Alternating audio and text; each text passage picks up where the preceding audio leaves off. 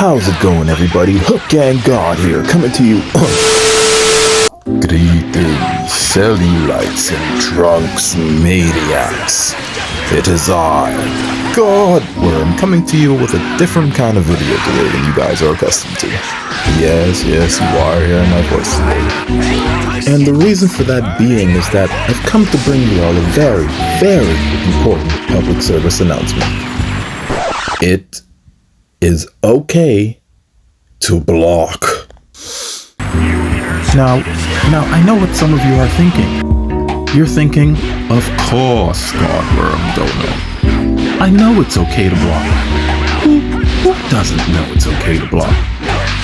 And I say to you, my child, some of you mother's sons wouldn't know what the back button does if your fingers were glued to it. Sodium content aside, plainly put, some of you are excellent practitioners of this wonderful game we choose to indulge ourselves in.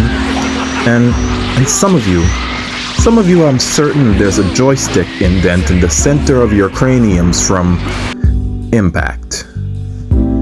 So, jokes aside, but pretenses laid, today I have a couple of clips from a long set I played with the guy playing the team you see before you.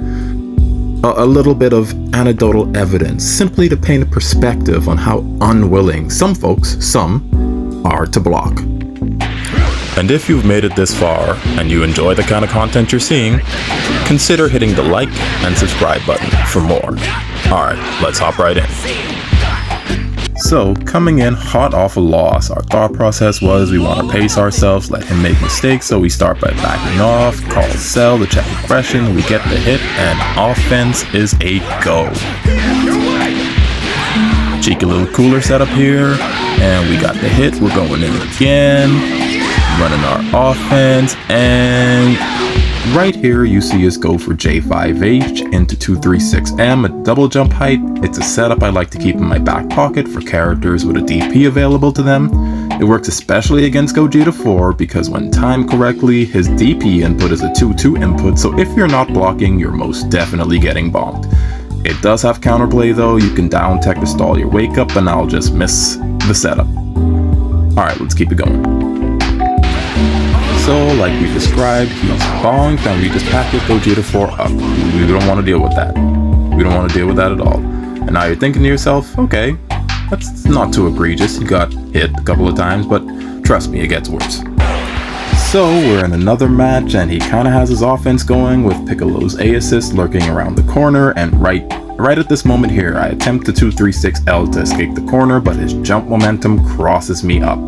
And I get 214L instead. And now I'm terrified because, not gonna lie, if I was him, I was definitely following up with Super Dash just to, keep the pressure going, but instead he's instant air dashing back and forth on the ground.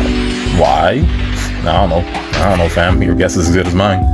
Anywho, we get back to the ground by some miracle. He tries to run his pressure. We opt for the good old reflective M, get the hit, and we want to get Kula out to preserve his life. Bring Cell in, 214L to threaten reset, and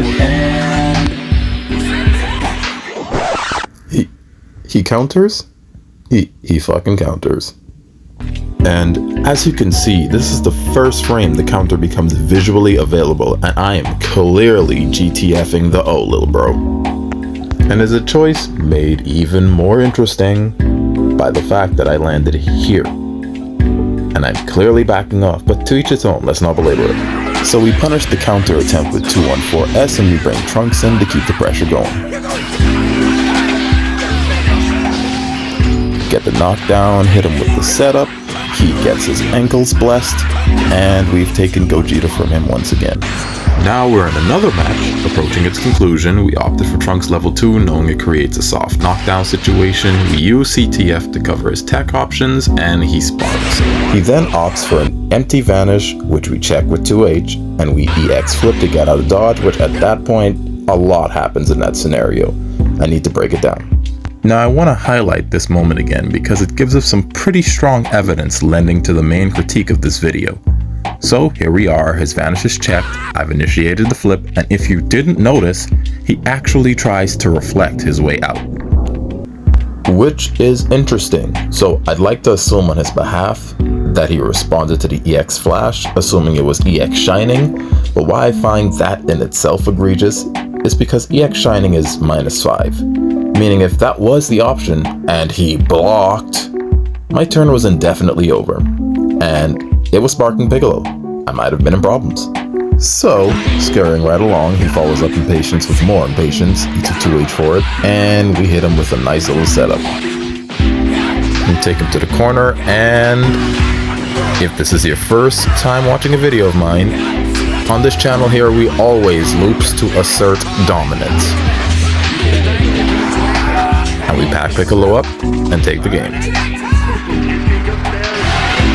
Now, we're to the final clip of this video, and in this one, I'm not gonna say a thing. I just want those of you still watching to count with me how many times my opponent chooses not blocking. Let's go.